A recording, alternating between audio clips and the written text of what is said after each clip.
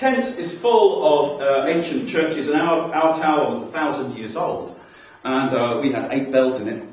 And for those of you who don't, if you do know, I'm sorry if this is a bit boring, but for those of you who don't know, you need to understand that in the Church of England, bell ringing is different to every other tradition in the world. The only place you will find this kind of bell ringing is in Anglican churches where the British Empire has been, basically. Because if you go to the continent, you will have a bell, and it will be able to swing like that, and then there'll probably be a wheel, and the rope will go over the wheel, and you just pull the wheel and go down, down, down. Is that the same in Greece? Yeah, down, down. Yeah, that's what happens. England, we have to be, as the children who I used to teach used to say to me, "Sir, you're so extra." We have to be extra. So we do that, and we ring the bells, but then we ring it up to there until it balances. And there's a little bit of wood to stop it going any further. And it's easy to break that piece of wood. And then we swing it round, and the trick is to balance it the other way. You have to be good to balance it the other way. And because we have this way of ringing, that we can do that, and we can control the speed of the bell, this is why in England you will hear the ding, ding, ding, ding, ding, ding, ding, ding, ding, ding, ding, ding, ding, ding, ding, ding, and not the dong, dong, dong, dong sound that you hear on the continent. Now, this is wonderful, except it's a health and safety nightmare. If anyone did a risk assessment on this, I learned to ring when I was a teenager. My sister learned to ring when she was 8. At the age of 8, this high, she was standing on a box with a rope in her hand, at the other end of which was a piece of metal the weight of a mini. And it's all about the balance and keeping momentum in the bell. And what you do is you take hold of the end and you don't let go. What do you not do? Let go. And you then hold the fluffy bit of the rope, which is called the sally, very sexist. You pull that, you let go, that goes up, you're still holding this, which you do not let go. You pull that back, the bell tips round, and you come and you catch. Okay? Nothing could go wrong. One of my most vivid memories as a teenager was watching someone nearly hanged in the tower. Someone had been having lessons with our bell captain, John Betts. John Betts was an elder of the village. He was the butcher in Maidstone. Betts the Butchers was the butcher to go to, and he always gave us a lift to the belfry because the church was half a mile out of the village, and his car always smelt of sawdust and meat. But that was okay. I wasn't a vegetarian. It was all right. We got to the belfry, and you'd have a private lesson for those who were very beginners. So there was a gentleman, probably in his 30s, who was having a lesson of being a beginner. The rest of us arrived, and so it was time for him to ring with everybody else. So we had the bells, and 1, 2, 3, him, 5, 6, 7, 8. And the way you start, look to, treble's going, she's gone, and the first bell goes. 1, 2, 3, 4, 5, 6, 7, 8. 1, 2, 3, 4, 5, 6, 7, 8. What mustn't you do? Let go. If you let go and you're lucky, the rope goes straight up through the hole, wraps round the wheel, and just goes down, down, down, down, down, down, down, down, down, down, down, down, down. It takes quite a long time. If you're unlucky, the rope doesn't go all the way through the hole, and it comes back. A twisting, venomous snake of hemp. He let go. He was unlucky. And the serpent of hemp came coiling back down and wrapped itself around his neck as we watched. And there was nothing we could do because we were still holding on to our ropes, making sure that our bells were balanced. And John Betts, the bell captain, who had been teaching him, was facing me. And I still, when I think about it, I don't know how he knew what to do. He saw the rope wrap itself around the man's neck, and he knocked the rope in the other direction. It flicked in the other direction, wrapped itself around John Betts' arm, yanked him up, dropped him on the ground, pulled him up again and down until eventually John had managed to unwrap it and control the bell. And you know, people say that time slows down when you have an accident or you're witness an accident. I can still picture every fraction of a second of that happening because you're always doing, what if he hadn't managed to do that? Bells are very dangerous. Any Dorothy L. Sayers fans? Which one am I talking of? Which one? The 9 tailors. And how is the person killed? Yes, he was He was tied up in the bell chamber when the bells rang. Again, today we would never allow this, but when I was a child, initiation, when you first started to learn to bell ring, was to go up into the chamber while all of the bells were ringing at the same time. And your ears would take so long to recover from it, from the sound, and you'd hear the sound of all of the bells going, the sound of the wood moving, because it's very disturbing to watch the frame move while the bells are moving in it. And the sound is extraordinary. And the more bells you've got, the better sound you've got. And the more bells you've got, the bigger the tower you've got. The bigger tower you've got. And the bigger tower you've got, the more important you are. Freud would have a lot to say. So we had 8 bells. Very respectable. Can't imagine for us to 8. Leeds Parish Church, on the other side of Leeds Castle, they had 10. We're quite servile in Kent because we're such a conservative culture. So there wasn't actually jealousy, it was more we took the forelock to Leeds.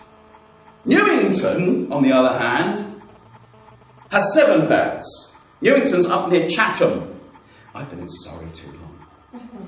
You'd never say Chatham if you were in Kent. It's Chatham. I know I taught there. It's Chatham. And Newington is just on the outskirts of Chatham. And they've got, actually they haven't got 7 bells, have they? That's wrong. They've got 6 bells. They wanted 7. They started off with 7. But now they only have 6. Bells are very expensive. Very expensive to have bells cast for a tower. The people have to give extra money, and if you're talking about small, poor, rural community, that takes a long time to achieve. You've got to prize money out of the Lord of the Manor to do it. But they did it. They got 7 bells. They paid for 7 bells, and 7 bells went in. That's wrong as well. They paid for 6. But the church wardens told them they paid for 7. And the 7 bells were hung in the tower. And the people of Newington were delighted to have their 7 bells, but the church wardens feared, for they knew that they were living on borrowed time, because one of those bells was not paid for. So the only solution they had, what could we do? Sell it.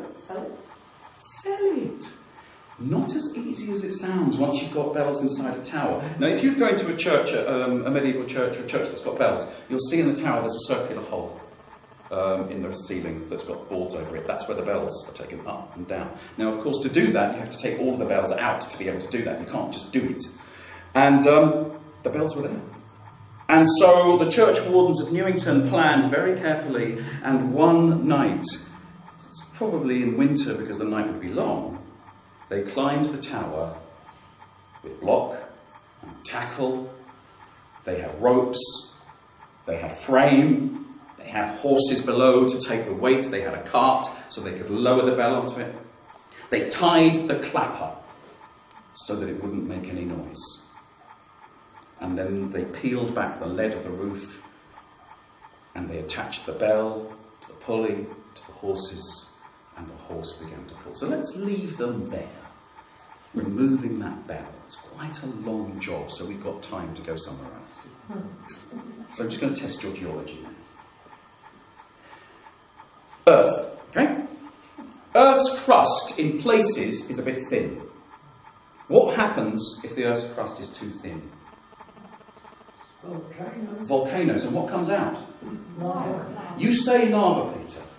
You're using technical language, which is great, but why don't you just say the fires of horrid hell? Because where the Earth's crust is thinnest, that is where it is closest to horrid hell, and where we are only a few metres away from the very kingdom of Satan himself. As you may be aware, the Archbishop of the Anglican Communion, the Prime Archbishop of the Anglican Communion, is from where? Canterbury. Canterbury. Do you know why? I'll tell you why. If you said volcano, have you heard of the volcano of Chatham? The tsunami of Strood? The earthquake of Rochester? No.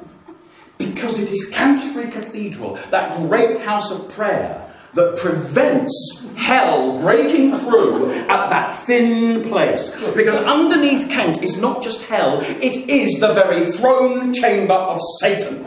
And Satan sits upon his throne immediately below the church of Newington, which had now got 7 bells. And every time he wanted to give a speech, those damn bells were ringing and interrupting him. If he wanted to have a snooze, those damn bells would stop him and wake him up. Satan, devil, the devil was not a happy bunny, if Satan could ever be described as a bunny. So let's go back to the tower. And the horses are taking the strain. And the church wardens of Newington can smell the smell of burning hemp as the ropes are pulling along the pulleys. Does hemp smell of sulphur? Not normally. That was a wrong smell. And they turn round, and standing on the edge of the tower, staring at them, was Satan. And what did they think? Why would Satan be there? For their souls. For their souls? Why? So what was it? They're stealing. They're stealing the bells of the church. Satan had come to take them away. They screamed. They ran down the church stairs, the tower stairs to the bottom, letting go of the rope, freaking the horse. The bell began to drop, but of course Satan hadn't even seen the church wardens. All he had seen was that damn bell that's keeping me awake. And he grabbed hold of the bell before it could drop through, and he jumped off the church tower, landed on the ground, ran down the church road and threw the bell into the stream, where it smashed into 1,000 pieces. And then he went back to hell to get some sleep. Next morning was a Sunday. The bell ringers came to ring the bells, and there were only 6 of them. It was Satan! We saw him! The devil himself! He stole the bee! Would you believe that? Seriously, would you believe that? If you were in Newington, you would. Because next to the tower in Newington, there was a stone. And imprinted, pushed into the stone itself, was the footprint of Satan. And if you visit the village of Newington and go to the parish church and go up to the front door, you'll see a stone nearby with a footprint of Satan upon it. And the people of Newington say that if you go down to the stream and throw stones into the stream, if you're lucky, you'll hear a ding as your pebble hits one of the 1,000 pieces of the bell. Bell ringing is a dangerous business.